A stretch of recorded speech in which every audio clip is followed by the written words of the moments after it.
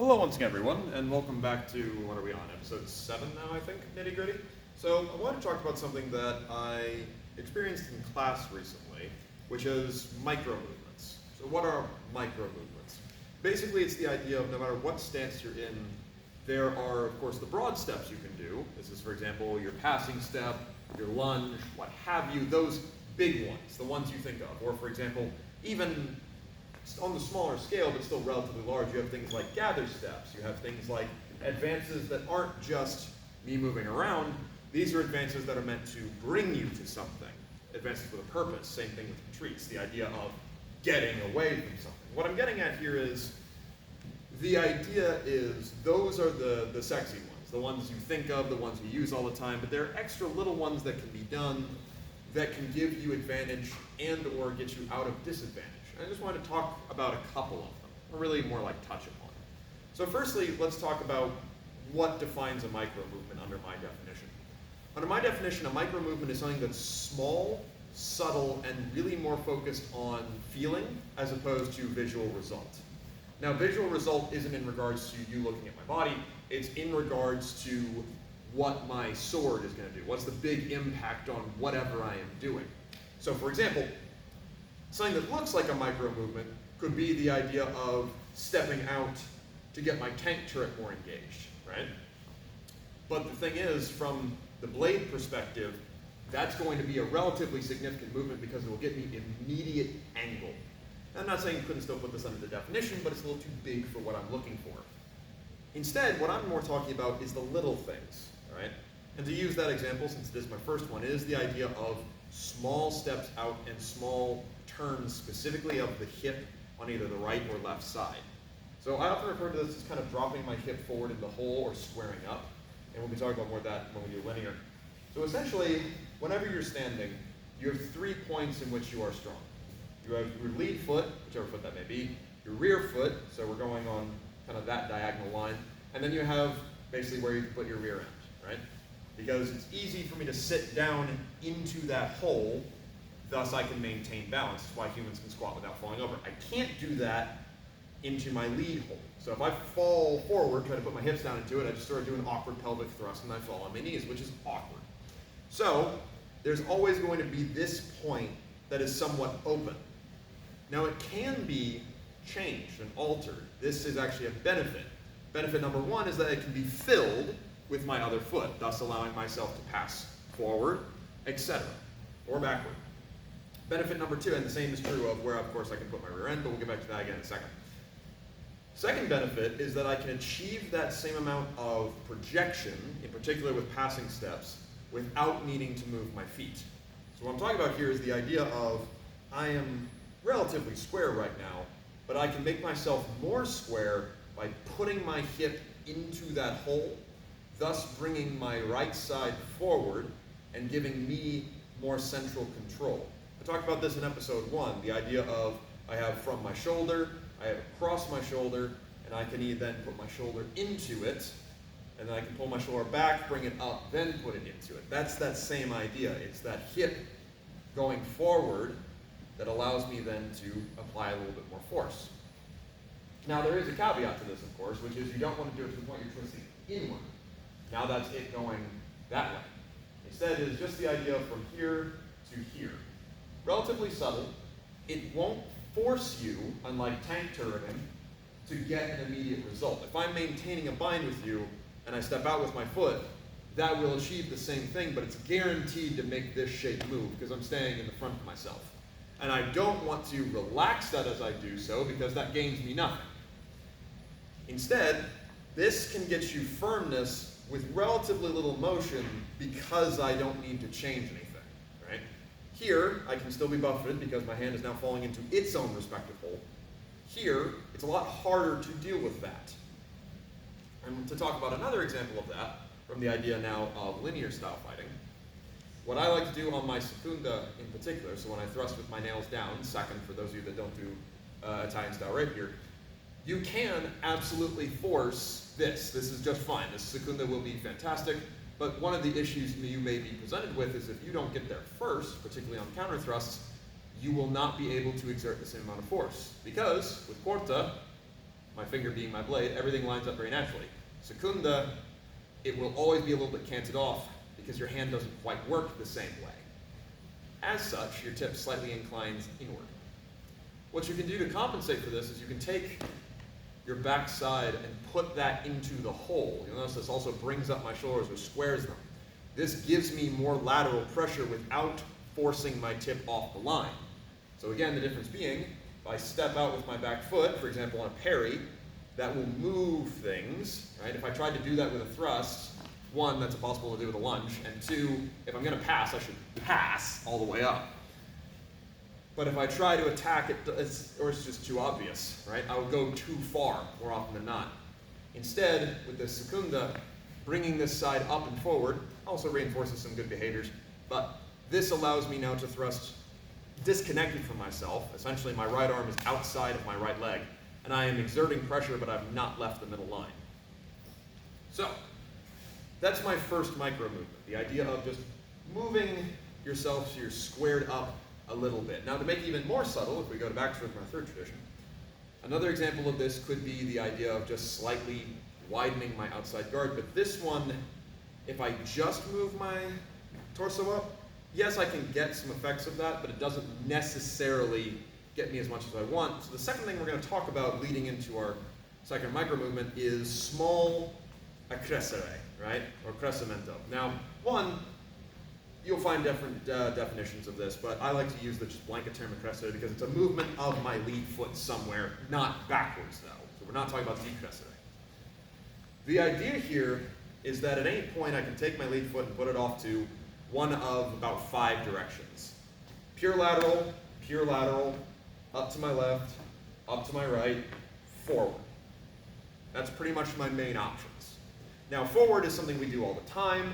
That could be, you're attacking and you're moving in, but you don't necessarily need to lunge, or you're at such a distance that it's more of a step as opposed to kneading your back foot. Deeper topic we'll talk about later.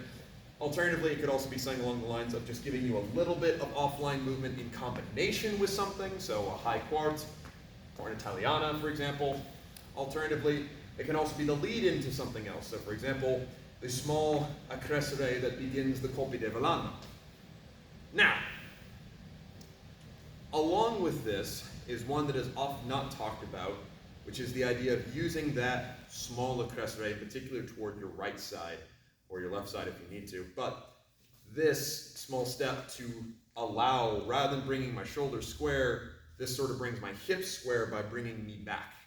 So if before I was taking my offside and putting it into the hole, now I am taking my front side and dropping it back. This is kind of part one of the back traverse. So just a little micro movement of boom, and all of a sudden I'm square and I've achieved the same thing without forcing something immediately. So what does this actually get you though?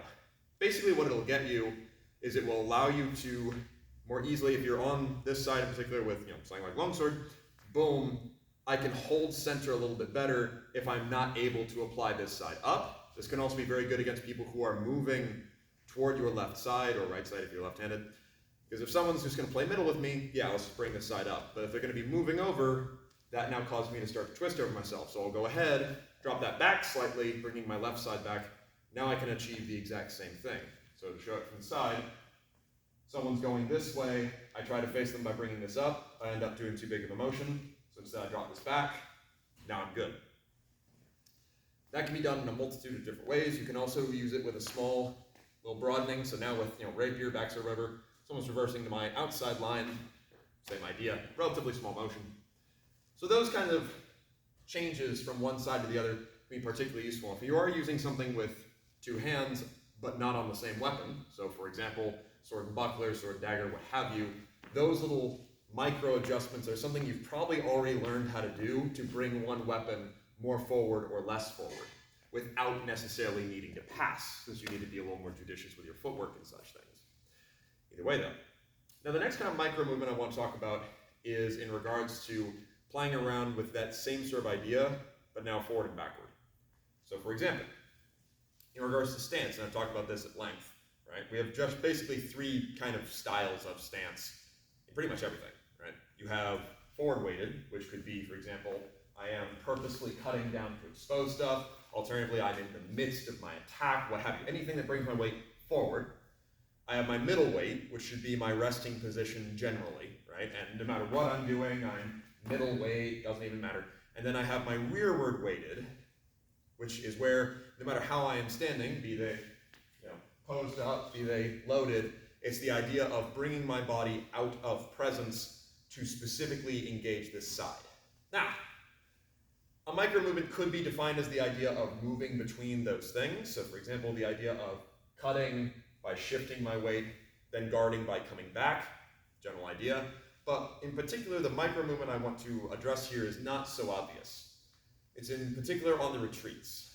So what I mean by this is, one of the things I emphasize with a lot, especially if you're standing in a more loaded position and need to keep that loaded position, or alternatively are moving into a loaded position, is the idea of taking your strength with you. So to use the lunge as the simplest way to illustrate this, I need to keep my left side engaged. Because if I let that wane as I move around, I now lose my lunge's power. So it has to be this solid stack right here. No matter what movement I do, it is set so that I may lunge with minimal adjustment, if any. Now, when someone is retreating, particularly when they are parrying or they're doing lateral movement, this can lead to this drifting. And in particular, the way that I've noticed that happens is if someone is parrying or even attacking as they retreat, the body's tendency will be to extend back toward the enemy. So what I mean by this is if I'm just stepping back, my hand isn't doing anything that's relevant. If I am stepping back and doing this correctly, my arm does an extension, but this is not affected. What can happen is, though, brain wants to reach for something, I have become unloaded. Now, in some regards, this isn't a problem, if, for example, you're voiding your lower body at the same time, but in others, it can become a problem because now you have ended up forward weighted when you didn't want to be. So, the same sort of idea can also happen when you are stepping laterally to load, in particular with longsword, which is the idea of, rather than me going here, and then, oh, I need to take angle, hopping over in that shape, that's a very bad idea. Instead, there's the idea of moving into a loaded position to then exploit it. What you'll find is that when people add a little bit of lateral, they either overemphasize, getting way more than they need, or, in particular if you lead with your left foot first, they won't actually step a long line, they'll keep stepping sideways. So show that from the side here. The idea being, what it should be, ideally, load, I've gotten a little bit of angle. This is overloading, see how I've become disconnected. This is loading sideways. So, what I would recommend you focus on, this micro movement is almost more of just like a micro awareness as opposed to a movement, is whenever you are looking to do offensive action when you're retreating, or alternatively, you are looking to gain angle, the goal is to keep your power base loaded, and the best way to achieve that is by keeping this line intact. Now this line, on paper, is my shoulder to my hip, to my knee, to my toe. However, that line can be achieved like this, and more often than not, subconsciously, this is what people will do. What you need to think of instead is that same 3 points, but it is your backside. It is my shoulder, my hip, my knee, my toe. What this causes me to do is I'm thinking about the outside of my body and keeping almost a little bit of pressure going that way. Now I'm not leaning into it like this because then that compromises the knee, but the idea is there's that slight backwards engagement, almost the same way that I play forwards when I'm binding. This ensures that I'm staying loaded, and as long as I'm always thinking about that, it goes with me very easily because it feels correct. Same thing in regards to standing in a more loaded position. It's still that same line, a little bit of change of course, but not necessarily all that bad, of, okay, I'm kind of pushing, but I'm not putting too much that disconnects my lead foot, nor am I pushing it the wrong way so that I feel like I need to step this way. And the awareness of that stacked line will go a long way in allowing you to kind of disconnect other parts of you, because that's the benefit of having some sort of rearward weight or alternatively stepping into a loaded position is that everything in front of you can happen independently. This could be I'm slipping my leg, this could be I'm doing an attack with just my arm's extension, this could be the idea of I can do further deceptive footwork, or that I can project this forward, or that possibly even I can move into grapples or what have you. With pole arms, etc., it's the idea of me being able to project still forward. But all of that is made easy without compromising yourself, because there is a sort of check, right? Do I want to apply what I'm currently holding, here represented by my arm, or am I not ready to apply it? And since I'm aware of it, it's a very easy active choice to make it happen, right? As opposed to something that I'm not aware of and may happen by default, even a little bit. Now the third micro movement, and this is relatively simple, is the idea of positioning myself behind my strikes. Now I think I've touched on this before, but just to give it a little bit more detail. This is where I can now apply things a little extra forward, specifically on attacks. Now you can do this in parries, but I don't recommend you do it in parries. So what this would be is, to show you why you don't want to do it in parries. If an attack comes in and I'm defending myself, it is best for me to stay in the middle as a consistent, right? Even when I'm using lateral movement, I am still in the middle. I am projecting the thing away from me, because guess what? It's going to trap you. But I am staying stalwart and using angle to make the thing go away. If I do that same thing, but I put myself behind my blade, this is not as strong of a parry, and you can probably tell this doesn't look as strong of a parry, right?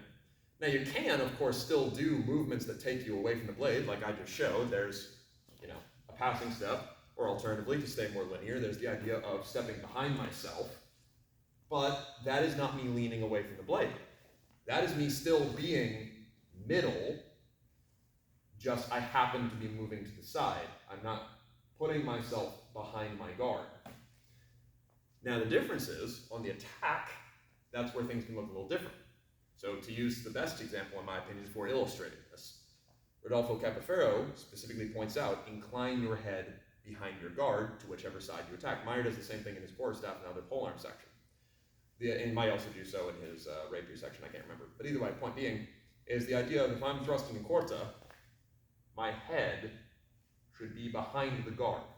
If I'm thrusting in secunda, my head should be behind the guard. Now I'm not making this too dramatic. I'm still keeping all that other support I was just talking about, but it should be slightly inclined to get my head out of the way, to line my body up with what I am attacking. You can do the same thing, of course, in longsword as well. That's the video I talked about this. I talked about head movement in fencing. Anyway, when it comes to a cut, same idea. I'm not always necessarily doing so. If I'm cutting to wedge, that's fine. I can stay where I am. But if I am going to apply forward, a little bit of inclination is happening once again to give myself that extra bit of safety. Same thing when I do my next cut. I'm inclining my head in relation to whatever my guard is doing. Now, in regards to linear things, that's a little more apparent. In regards to two-handed things, more symmetrical stuff, it is less so, but only because your hands are moving more outside of your body. So, a mix between the two, something more cut and thrust a la side sword, a la Messer. Yes, I'm not necessarily doing as much of a dramatic movement, but I'm still following the rule. It's just my body is the thing sidestepping beside the wedge I created, rather than if I had not stepped, then yeah, I would still do that same thing. So this micro movement is one that you probably do by default, but is not necessarily always apparent. And in particular, if you're having difficulty protecting yourself when you do countercuts in particular, or you find that when you are attacking in, people are not necessarily respecting your angles, try inclining yourself slightly behind your blade, or just focusing on that idea, and it gives you a strong shape. In particular with passing steps, I find, because especially with stepping from below, people tend to want to crane around, which is putting you too much behind your blade, as opposed to leaving your weapon in the middle and stepping behind it, which is what makes you safe. Either way though, these are just little things that kind of just occurred to me and I wanted to talk about. You will probably notice them within your own fencing. I certainly notice them well, a lot of times, not only in my own and when I don't do them, or when they fail me, and also more in my students, which is why I want to talk about this. But either way, think of other little micro movements you do as well, because while these are some specific examples, there are many, many more that I probably do and haven't necessarily given that much attention to, which there might be ones that are more useful to you. Maybe you do them more, maybe you even do them uniquely. It's whatever gets you to do things correctly and efficiently. Either way though, thank you very, very much for watching. We'll go over some other techniques another time.